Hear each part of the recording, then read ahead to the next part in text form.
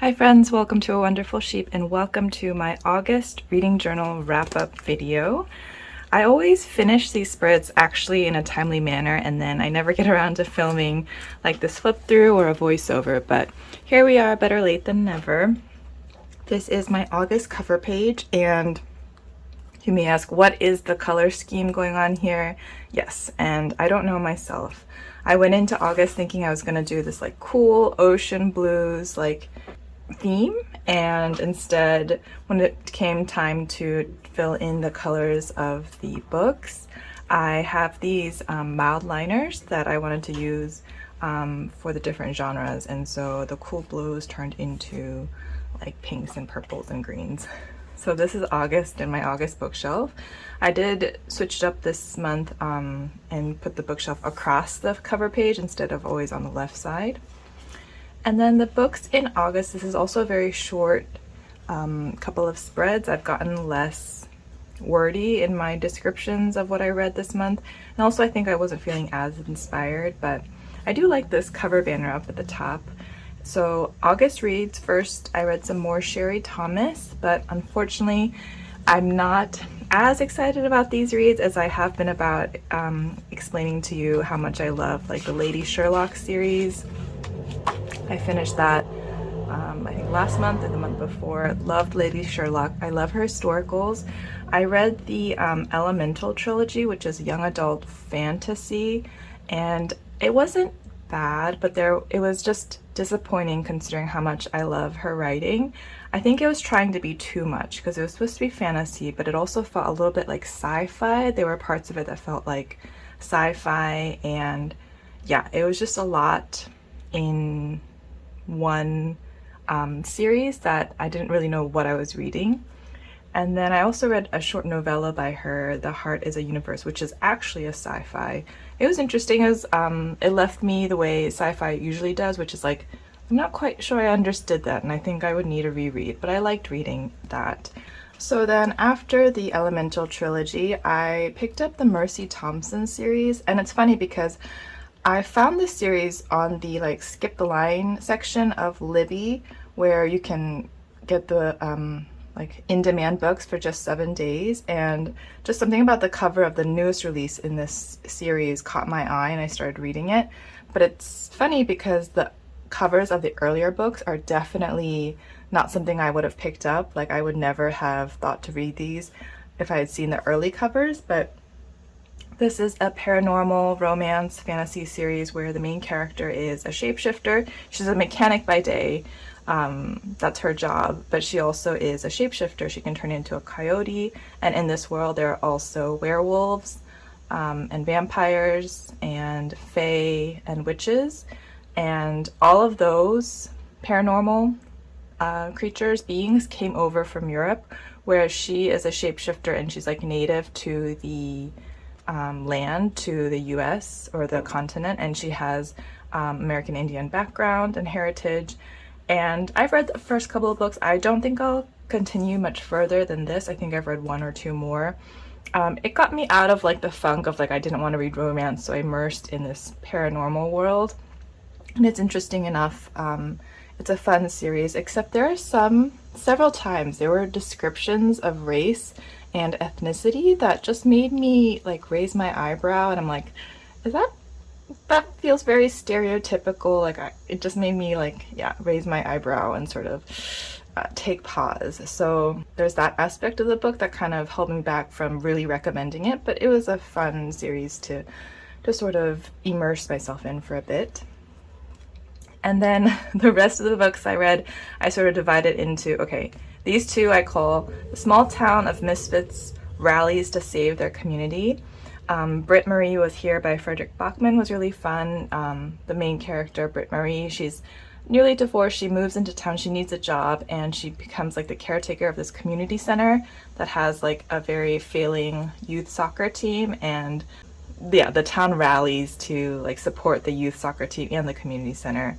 Last Chance Library, similar theme. Small town's library is being threatened to be closed, and so the quirky group of patrons who are always at the library like rally together to try to save it. Of the two, I think I liked Britt Marie Was Here a little bit better, but they were both kind of fun, and it's that sort of vibe of like, you know, quirky characters banding together. They didn't really know each other before, but they come together for a common cause.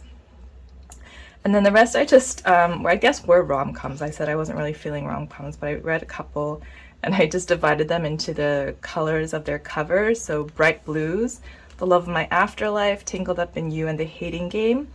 I think I saw The Love of My Afterlife because it was like a trending book and it was a really fun rom-com. It's like this woman gets a second chance at love, so to speak, after she technically dies, but she's given a second chance to go back and complete a mission in order to have her life back. And I think if you like reading rom-coms, you'll like, there's a lot of like Easter eggs or references to romance readers and like bookish people. That was kind of fun. Tangled Up in You was a Christina Lauren book, but it's not like, it's part of a Disney series, I guess, where they are writing books of Disney movies.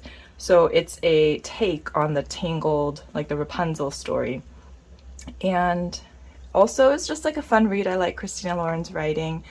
I did forget though that like Tangled the movie, it's actually pretty traumatic considering Rapunzel's, like, she's kidnapped as a baby and raised by like an evil woman basically, and so there's that aspect is also reflected in this book, and I was like, whoa, that's pretty serious. But it was okay. And then The Hating Game, I think this is also pretty popular. I picked it up because I was like, what are books like Vari McFarlane's books? And this was one of the authors recommended, so I listened to the audio and it was okay. Nothing really sticks out to me. It was fine.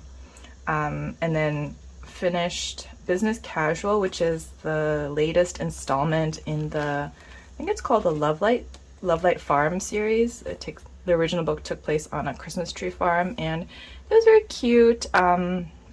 Small town, you know, you get to know the characters over the past couple of books, so it was fun to see past characters like make appearances in this book. And then The X-Files by Jessica Joyce.